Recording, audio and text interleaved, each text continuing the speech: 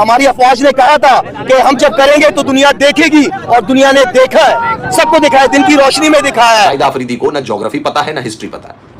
अगर ज्योग्राफी शाहिद आफरीदी ने पढ़ ली होती, जहां जिस भी कबीले में रहता था, तो शायद ऐसी बेतुकी बातें ना कर रहा होता। मोदी इनको किस तरफ लेके जा रहा है, किस डायरेक्शन में मोदी इनको लेके जा रहा है। मोदी इनको कनाडा में भी बदनाम किया, कतर में भी बदनाम किया, इंग्लैंड में, अमेरिका में, हर जगह मोदी की वजह से हिंदुस्तानी बंदा बदनाम हो रहा है, जो मैं समझता हूं कि गलत है। अपनी जनता को, अपनी आवाम को बेवकूफ बनाना बंद करो शाहिद आफरीदी, बंद करो।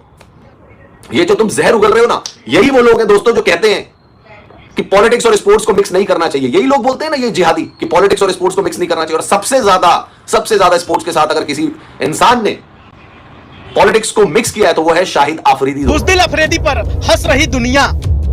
पाकिस्तान को भारत ने इतना ठोका कि उनकी रूह कांप गई, चिथड़े उड़ गए। खूंखार आतंकी से लेकर मुनीर के खास जवान भी अल्लाह के प्यारे हो गए। हमारे जो सारे मिलके जो निकले वो इसलिए निकले कि हम अमन के लिए निकले, अमन पसंद लोग हैं। हमारा दीन हमें अमन सिखाता है, हमारा मुल्क, हम जो दहशतगर्दी के इल्जाम बगैर सबूतों के हम पे लगाते हैं, हम तो कितने अरसे से दहशतगर्दी के खुद शिकार। एक वाहिद कौम है पाकिस्तानी जो हारने को भी सेलिब्रेट करते हैं। ये बेवकूफ बनाते हैं अपनी जनता को। ये हार जाते हैं लेकिन सेलिब्रेट करने शुरू कर देते हैं। पहली ऐसी कौम देख रहा हूं जो हार को सेलिब्रेट करती है, वो है पाकिस्तान। और भारत के दरमियान इस वक्त टेंशन बनी हुई है और भारत के खिलाड़ी भी इस सिलसिले में मैदान में आ चुके हैं और उनका मुतालबा है कि पाकिस्तान के साथ किसी भी सतह पर क्रिकेट ना खेली जाए। आप बतौर कप्तान, बतौर खिलाड़ी क्या समझते हैं कि ये खेलों में सियासत होनी चाहिए? सारे इंसान जो है इंप्रूव करने की कोशिश करता रहता है। जब तक खेलते रहेंगे तो कुछ ना कुछ सीखते रहेंगे, इंप्रूव करते रहेंगे। मगर सिर्फ यही की चीज है कि या तो विन है या तो लर्न है। ऐसा लगता नहीं है कि ऐसा इतनी जल्दी सब कुछ जो है वो ठीक हो पाएगा। बाइक पे बैठकर, जिसमें हेलमेट भी नहीं पहना हुआ इसने, उसमें बैठकर ये विजय जुलूस निकाल रहा है, विक्ट्री परेड निकाल रहा है। फौजियों की इसने एक जर्सी पहनी हुई है 150 रुपए की, उसमें पहनकर ये जो है लोगों को भड़का रहा है और कह रहा है कि हमने जंग जीत ली, हमने जंग जीत ली। और फिर वहां पर कह रहा है कि मोदी ने हेट फैलाई है, मोदी ने हमारे सिविलियंस को मारा है, उनको इनकी कीमत चुकानी पड़ गई। वो पाकिस्तान को हल्के में ले रहे थे, पाकिस्तान ने ये कर दिया, पाकिस्तान ने वो कर दिया। आपने हमारे फूल जैसे बच्चों को, जो पाकिस्तान का मुस्तकबिल थे, उनको शहीद किया, हमारे सिविलियंस को मारा है। हमने क्या, आप किसी एक का सबूत दिखा दो, किसी एक सिविलियन को हमने मारा है? नहीं मारा। लड़ो फिर हमारी फौज के साथ, तो पता चले कि तुम लोग कितने तगड़े हो। भाई तुझे पता है जंग जीतने का मतलब क्या होता है? कैसे तूने जंग जीती, जरा ये इलैबोरेट कर दे यार।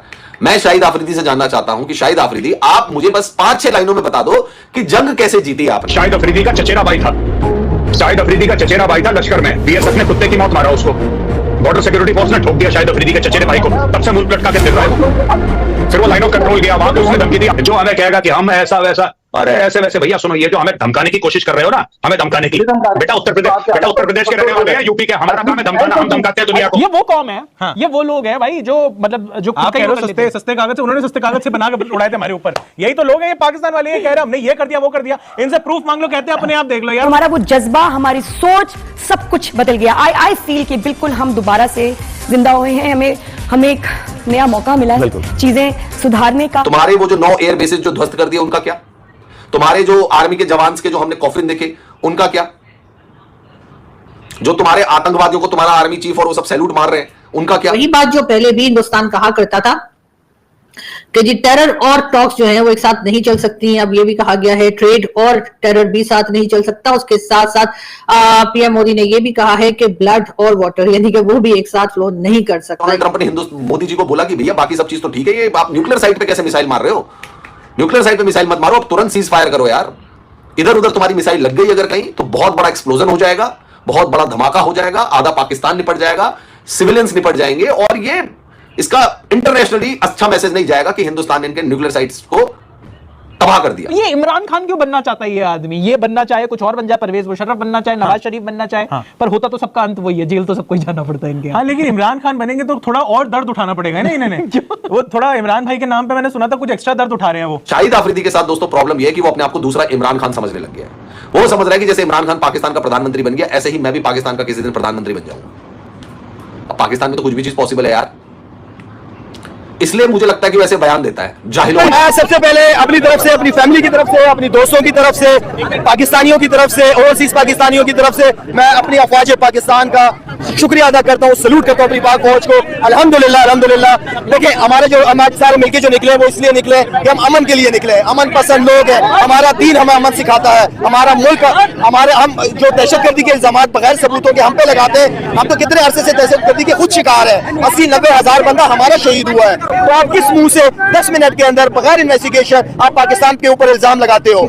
हर जगह हिंदुस्तानी बंदा मिलता है पाकिस्तान में, पढ़े लिखे इज्जत वाले अदब वाले लोग हैं, लेकिन मोदी इनको किस तरफ लेके जा रहा है, किस डायरेक्शन में मोदी इनको लेके जा रहा है? मोदी इनको कनाडा में भी बदनाम किया, कतर में भी बदनाम किया, इंग्लैंड में, अमेरिका में, हर जगह मोदी की वजह से हिंदुस्तानी बंदा बदनाम हो रहा है, जो मैं समझता हूँ कि गलत है। इंडिया आगे तरक्की कर रहा है, हम उसकी तरक्की कामयाबी में हमेशा खुश रहे हैं। हम क्रिकेट आगे बढ़ रही है, हम क्रिकेट की बात करते हैं, लेकिन इसका यह मतलब नहीं अगर कोई दूसरी कौम अपने पांव पे खुद खड़े होकर आगे बढ़ना चाहती है, आप रुकावटें खड़ी कर देते हो।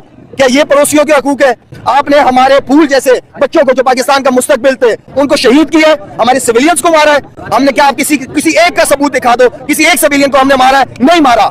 लड़ो फिर हमारी फौज के साथ, तो पता चले कि तुम लोग कितने तगड़े हो। हमारा ये मुल्क कुर्बानियों से बना है, अभी तक हम कुर्बानियां दे रहे हैं इस मुल्क के लिए, हमारे जवानों ने कुर्बानियां दी है। इंशाल्लाह उनकी कुर्बानियां जाया नहीं होंगी। इंशाल्लाह बिलावल को मैं बड़ा अप्रिशिएट करूंगा कि बिलावल ने जिस तरीके से CNN BBC पे इंटरव्यू देके पाकिस्तान की नुमाइंदगी की, मेरे लिए बड़ी खुशी की। ट्रंप ने मोदी जी को बोला कि भैया बाकी सब चीज तो ठीक है, ये आप न्यूक्लियर साइट पे कैसे मिसाइल मार रहे हो? न्यूक्लियर साइट पे मिसाइल मत मारो, अब तुरंत सीज फायर करो यार।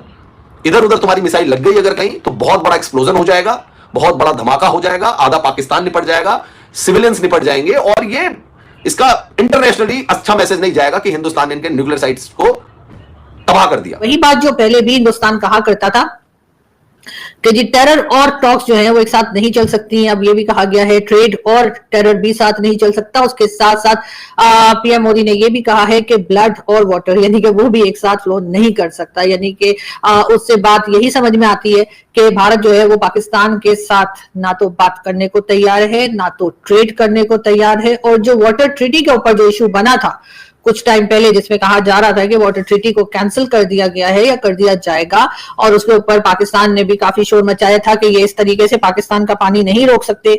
और उसी के ऊपर जो है वो सबसे पहले एक दूसरे के साथ जो है यानी कि जो कश्मीर पिलग्राम का जो वाकया था, उसकी पिलग्राम का जो कह लीजिए टेरर अटैक था, उसके बाद जो एक तू मैं शुरू हुई थी दोनों में, वो फिर पानी पर जाकर रुकी थी और कहा यही गया था कि जी आप पानी को नहीं रोक सकते। लेकिन इस वक्त आज की बात अगर आप लोगों ने सुनी हो और अगर मैं भी सही समझ पा रही हूँ, और जो मैंने सोशल मीडिया पर भी एक नजर दौड़ाई कि देखें कि हमारे लोग, हमारे साथी, चाहे वो पाकिस्तान से हैं, चाहे वो भारत से हैं, हमारे जो कोलीग्स हैं, मैं तो सभी को मीडिया कोलीग समझती हूँ, चाहे वो किसी भी कंट्री में काम कर रहे हो, अगर वो मीडिया में काम कर रहे हैं या मीडिया के साथ हैं तो डेफिनेटली हमारे कोलीग्स ही कहलाएंगे। तो बिल्कुल उनकी भी मैंने ट्वीट्स देखी और उनकी भी मैंने देखा कि वो क्या बता रहे हैं। पाकिस्तान में भी देखा क्या कहा जा रहा है।